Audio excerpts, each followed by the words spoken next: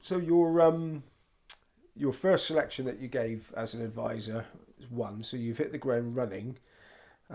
Your clients must have been the patient type, but I understand you ran several advisory services under different names. Now, why would you do that? Well, it's easy to say because I wanted to do multiple tipping and cover all angles and make sure that I never tipped two horses in the same race, by the way. I drew the line at that. But I was very keen from a psychological point of view to accommodate the different characters that existed in the betting community. So I thought of some names, and I said to a friend of mine at university, I said, I want a name of a Ted Moult type character. Many of your clients won't be familiar with Ted Moult, but he was a sort of do-it-yourself man. And I want a rock-solid, no-nonsense, no bullshit northerner. He said, I want a name that encompasses this, encapsulates this, the essence of this character. And he said, I know one, George Mould, M-O-U-L-D, George Mould. That's a great solid name. And I said, okay, now I want someone who's a car mechanic in Newmarket who gets his information because he tinkers around with trainers' cars and jockeys' cars, and they give him tips every so often. He said, oh yeah, I got his name, Tim Hoskins. That's Tim. I said, okay, now I want a company name which has a solid feel to it. So we thought of PSB, Professional Sporting Bureau, which still exists to this day. And then I said, I want someone in the West Country who gets West Country horses. And I want a name that encompasses that. I said, oh, Avon Racing. So when I wrote George, I was obviously quite privileged to be quite well educated, and I loathe saying this, but when I wrote George Mould letters, I took out an accommodation address in Newcastle, 14A Pilgrim Street. I never went there in my life, but I wrote letters on cheap blue paper. And then in those days you had a stencil and you had to put it in a machine and turn it round, and I used to do that to the early hours, put it in a box, send it to Data Post, made sure that it went up to Newcastle. All the letters went out with the Newcastle postmark. And I used to make sure I deliberately made spelling mistakes and punctuation mistakes in George's letter so nobody would think it was Marten Julian. And then Avon Racing would concentrate on West. Tim Hoskins concentrated on Newmarket. I had 6 or 7 names, and the publication called the Handicap Book, they had one, sometimes they had 20 advertisements. 10 of them were mine, and 10 of them were a wonderful man called John Blake, who traded under the name of Martin Wells, Captain Alan Carfax, Ryan Hartley, and a few other names as well. He got a few quid off me, Ryan Hartley. Well, yeah, well, well, now he was not. John Blake became a mentor figure as well, and he used to phone up and saying, I must speak to the man who can punctuate his letters, because John Blake didn't really, and he lived down in Hampshire. And I stayed with him a few times, and I was in awe of him when he started. But as I say, the Handicap Book had 20, 30 advertisements, and most of them were monopolised by John or myself. And the joke about George Mould was that even to this day, as recently as last summer, in Prezzo's in Newmarket, I had someone come up to me and said George Mould was the best tipster he ever met, and he didn't know it was me. I've still got clients who come up to me, and I had on one occasion many years ago, somebody said they'd had a meal with George Mould and they went on about what a wonderful man he was, and they weren't aware of the fact it was actually me, because I don't really look like a George, and I certainly don't look like a George Mould. So you had a lot of fun doing this, but the serious bit, I mean, did they make a few quickies? George Mould couldn't tip a loser. Paul Hemmings couldn't tip a winner. Avon Racing struggled. Tim Hoskins was good because I went for horses that were Newmarket, from top Newmarket yards. Henry Cecil started off. Luca Kamani was a good friend. Not in those days, but I got to know Luca very well. And so I had favourite trainers, and of course Michael Jarvis. But yeah, George Mould concentrated on northern horses, and Peter Easterby. John Joe was starting to ride for Peter Easterby, and Alan Brown was the super sub. And on one season, I gave 32 selections, 27 won. 27 of them won. It was George Mould. That's when Peter Easterby had a strike rate of about 40-50%, and I just had no information to speak of. I just simply followed Peter Easterby, and when I noticed when he had a horse that won, they built up sequences, and they were sort of 7-4, 6-4, weren't that great prices, but there's a wonderful magic coming together because we had John Joe O'Neill and Easterby together. So John Joe was on the up, Easterby couldn't train a loser. And I actually went up to see him on one occasion, and there was Night Nurse, Sea Pigeon, Little Owl, Starfen. There were some great horses all together in the box lined up together. I went to see him, got a train to go and see him specially, and that was one of the great days of my life. Right, so when you decided to go down the, in inverted commas, more respectable route of journalism, did all these guys shuffle off to wherever great tipsters go when they finish tipping? We kept George going for a little while because he had such a good following. There were I won't mention his name, but there was one well-known actor who actually went knocking at 14A Pilgrim Street, wanting to take George out for a meal because he'd done so well.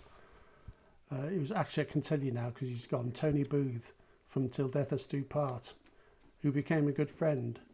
And when he discovered, he insisted on meeting George Mould, and I had to say, well, I'm afraid your George Mould doesn't exist. Marten Julian exists, and he's George Mould, but he got to know me quite well, Tony Booth, and so we kept George going for a while, and PSB became the publishing side of my respectable side of my business. I started writing books because it was less pressure, so that's how Dark Horses started, really. Okay, now Dark Horses, it must have been quite difficult as a fairly unknown person to sort of start gaining access and to get your card marked about these potential good things lurking in stables. How did you manage it? Well, I tried and tested systems. There were systems. I didn't speak to trainers. I hardly ever spoke to trainers. What I relied on was more than anything the entry system, because in those days there were advanced entries. It's not like nowadays where Derby horses are entered for the Derby as yearlings. They're meaningless Derby entries. But the one thing about the entry system is, in those days there was a racing calendar, and the entries were made, can you believe, it sounds inconceivable these days, but the entries were made 3 weeks before for a particular race. I don't think there was a late entry system, and there wasn't a supplementary system. So what I used to do is I used to see horses that were entered as 2-year-olds in advance for specifically good races, for Group 1 races, and I just assumed that they had been working well enough to justify having that entry. It was all fairly obvious, really. And for once raced horses, I used my own judgment. I looked at times of maidens, and if the Wesley maiden was running a specifically good time, or the Haynes, Sanson and Clark, or I compared comparable times with divisions. So for the once raced ones, I went by pedigrees and things like that, horses running over too short a trip, the same old system you use nowadays. But it was mainly through to the entry system that I found the Dark Horses. Okay. And then the Professional Sporting Bureau, you set up to publish your work. Now, was that because you were having a problem to get somebody to publish it, or was it just to cut the middleman out and maximise any potential profits there? I didn't actually look for a publisher. We're talking about the time now in my mid-20s when I'd started the tipping services basically to manage to enable me, support me in my research books for reading theology.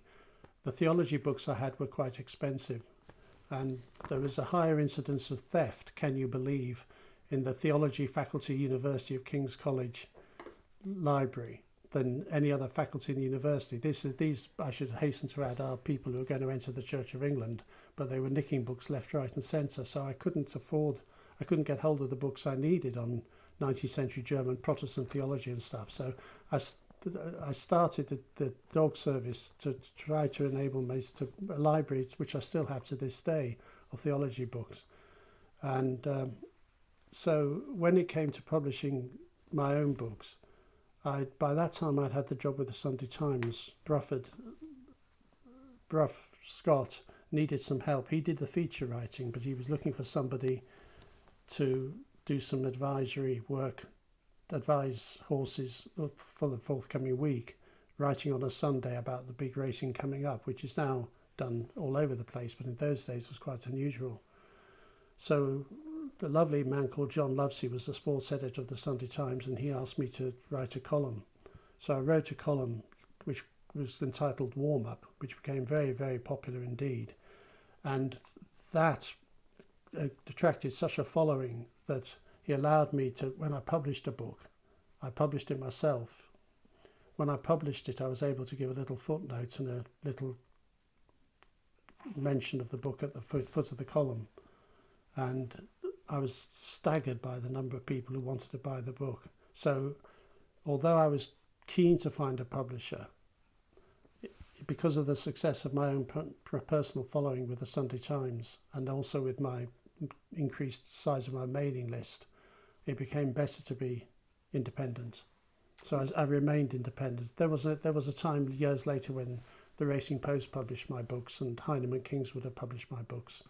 But generally speaking, I like my independence, and editorial control. Okay, sorry. So how was your personal punting going at the time? Was it a big factor? Over 50 years, I've struggled a little with the personal side of punting, because when I'm looking at a race, I want to look, if it's 20-runner handicap or 20-runner novice, I want to look at every horse. And if I've got a personal interest, I can't help but be drawn towards the horse I've backed. I've got to focus. So I do have bets because I need to feel the same pain as my clients if they lose. I like to be at the receiving end. For instance, all the stuff I send out, I like to receive it myself, because having written it, you get a totally different feeling when you open the envelope in the morning or you look at the download nowadays on the internet. So the personal punting, it's a different... I asked Luca Kamani once when we had tea together. I have tea with Luca quite a bit when he's about. And I said to him, look, you're in a position here where you could actually have a bet based on inside information. And I've been in that situation as well as an owner. I said, why don't you do it? And he summed it up perfectly. He said, I don't do it because it's a different job. I said, different job? He said, yes, it's a different job. To have a mindset as a punter is a different job to being a mindset as a trainer. And you, in your case, you're an author, you're a publisher, you're an analyst. It's a different job to betting. And that's why psychologically I'm fascinated by betting.